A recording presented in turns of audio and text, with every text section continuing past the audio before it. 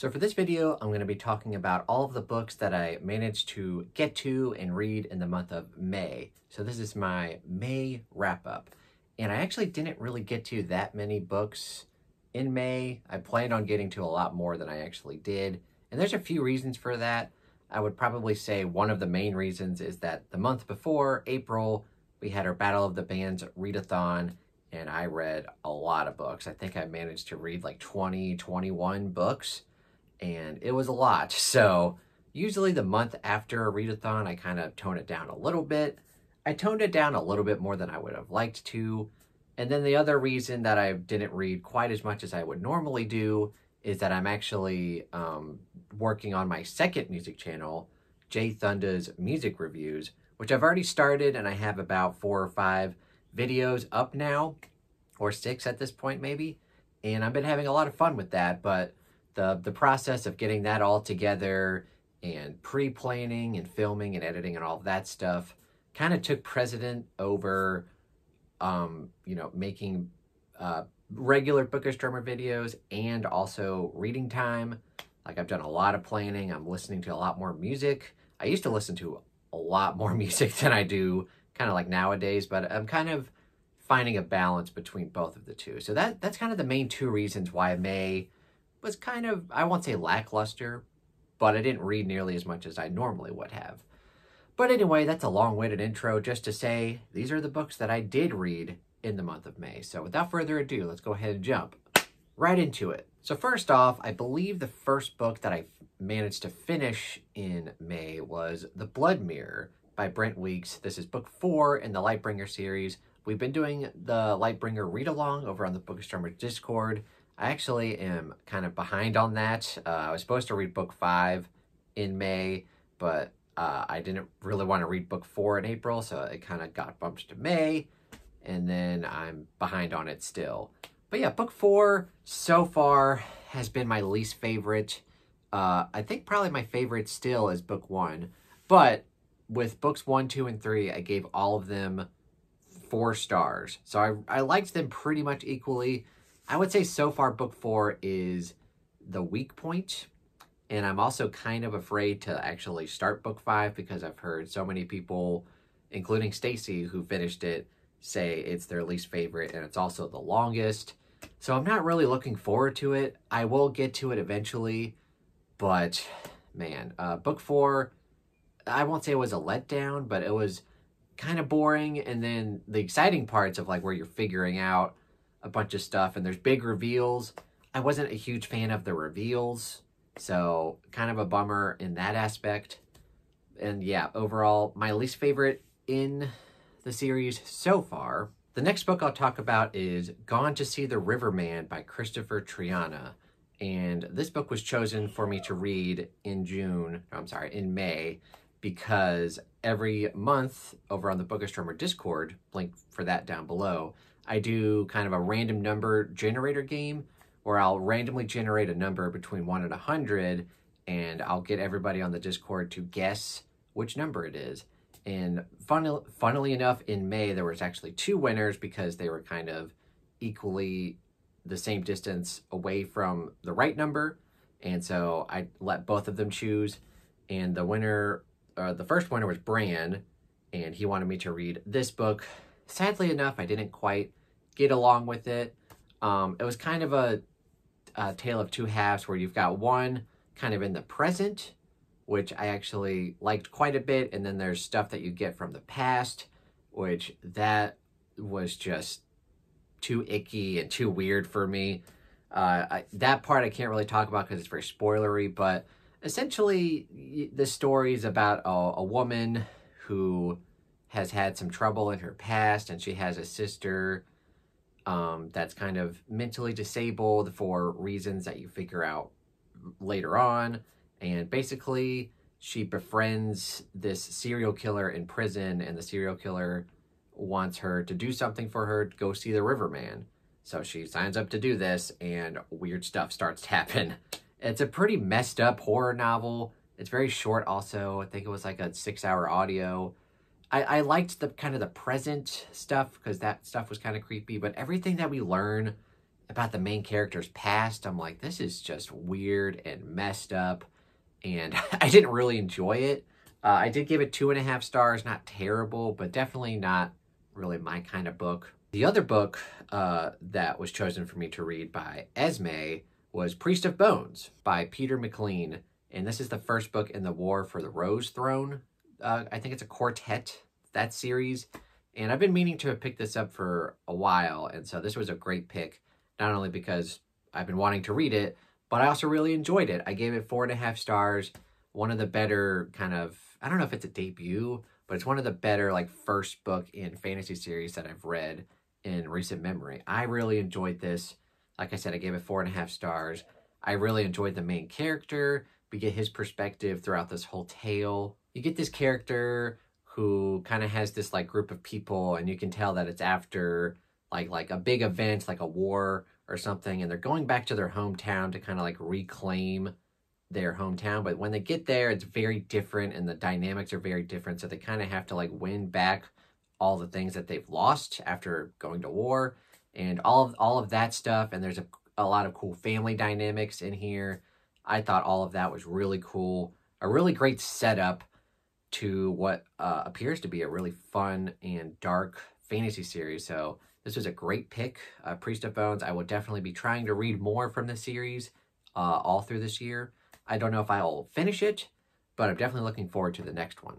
I also had my Patreon pick for the month of May, which was The Crying of Lot 49, which was chosen by A Confused Goat. And this was an interesting pick too, because A Confused Goat had previously chosen another Thomas Pynchon novel for me to read called Inherent Vice. And I really liked that one. I think I gave it 3.5 or 4 stars. That kind of took place in like the 70s and had a really kind of funny detective character who got into kind of this it was just a weird book. Thomas Pynchon is known for weird books, and The Crying of Lot 49 is no exception.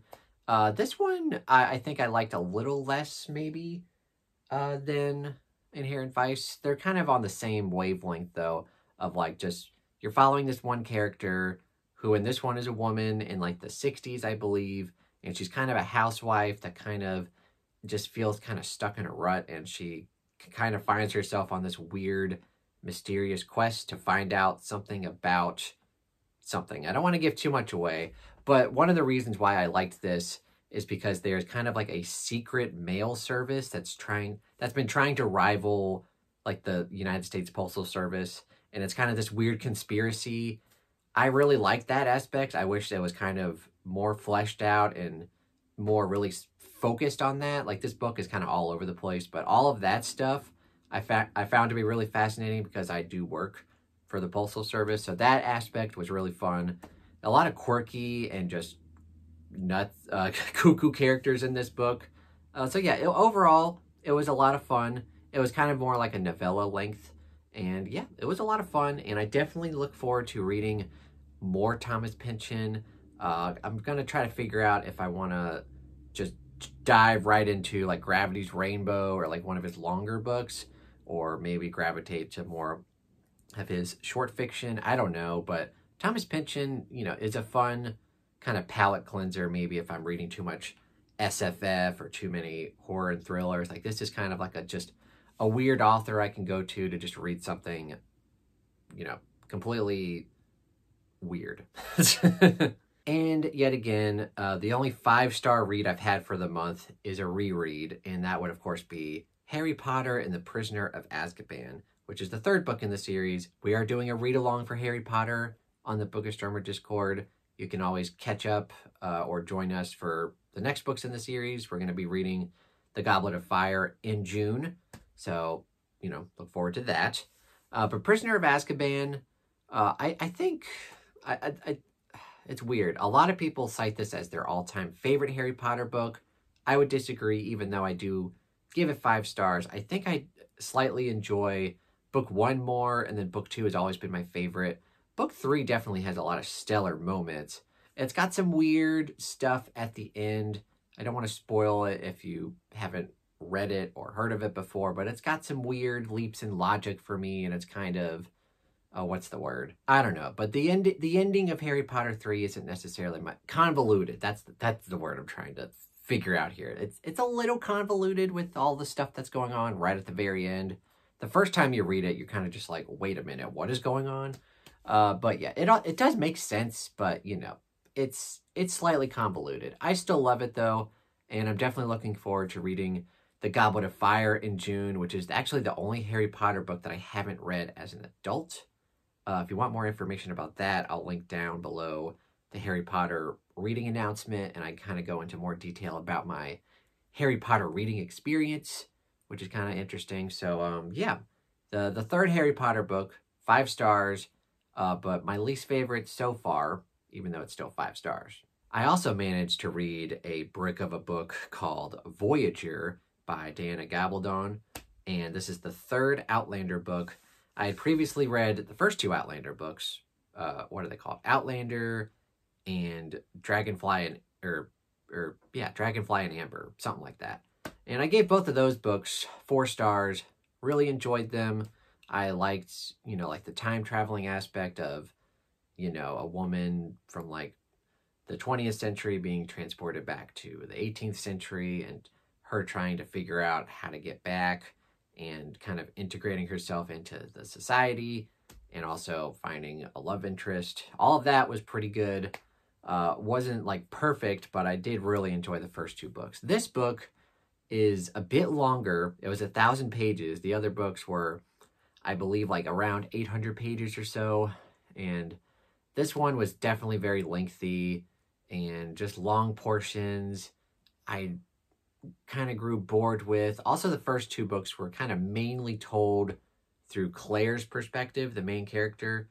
But this one, you kind of get all over the place. You get a little bit of Jamie, and you get a little bit of some other characters. But mainly, my main love for the series is Claire. She's definitely one of my favorite female protagonists I've read in quite a while.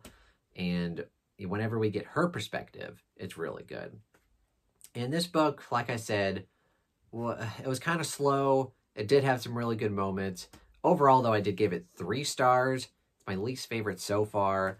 And I'm a little hesitant to continue because I know the books kind of just keep getting longer and longer. So it's not really a series that I'm going to binge all the way through. It may be a series that I kind of just read like 1 book at a time. So I'm going to commit to reading book 4 next year, maybe, or if I'm really in the mood, like the tail end of this year. Drums of Autumn, which again is even longer than Voyager. We'll see though. I'm still enjoying it, but it's not something I'm like super excited to sink my teeth into. I also read Mother May I by Jocelyn Jackson is the name. Yes, Jocelyn Jackson. And this was actually our Thrill, Chill, or Kill book club pick for May.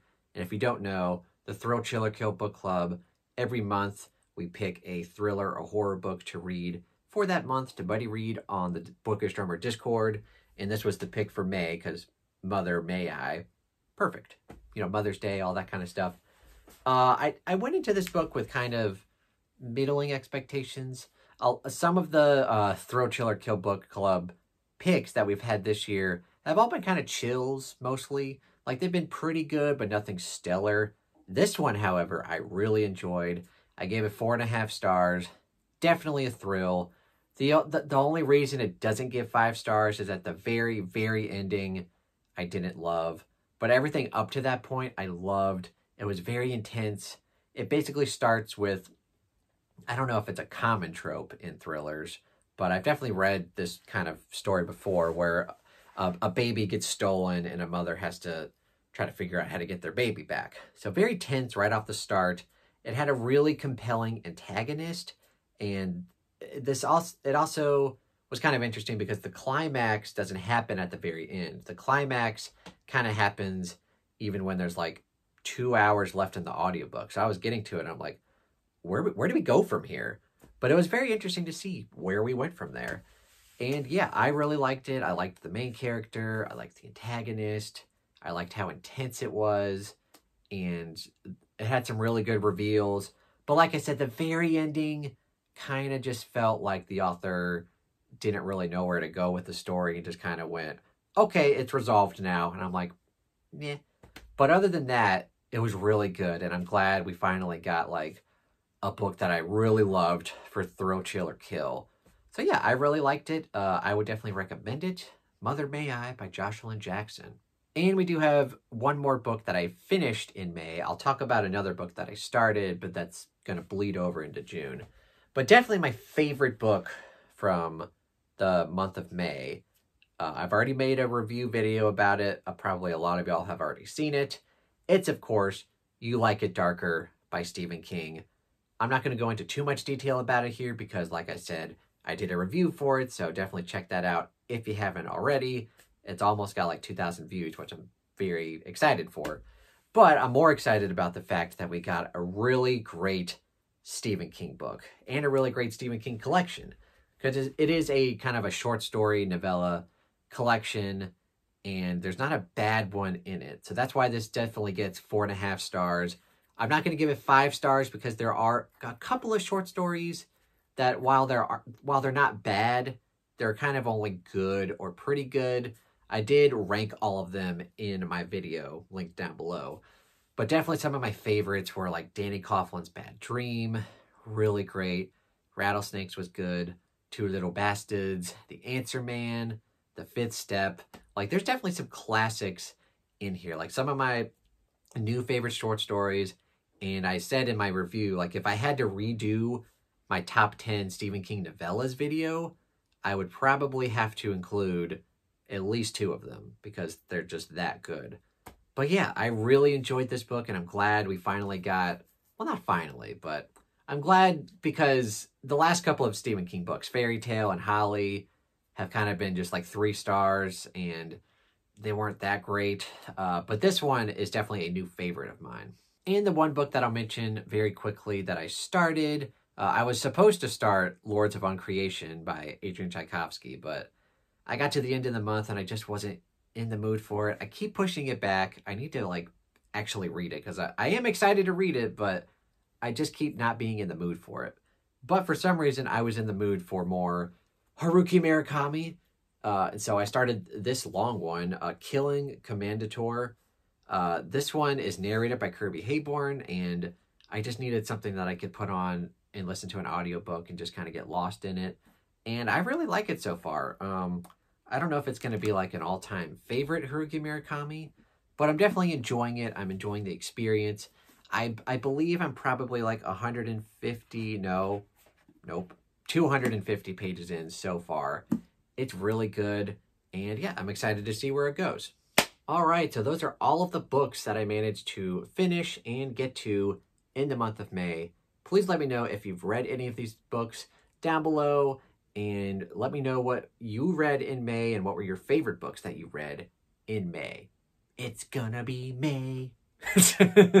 But yeah, definitely let me know all of that in the comments down below. Thank you guys so much for watching. If you enjoyed this video, like and subscribe. And I've got my Patreon and my Amazon wishlist linked down below if you want to check that out. And yeah, thank you so much. Have a fantastic day.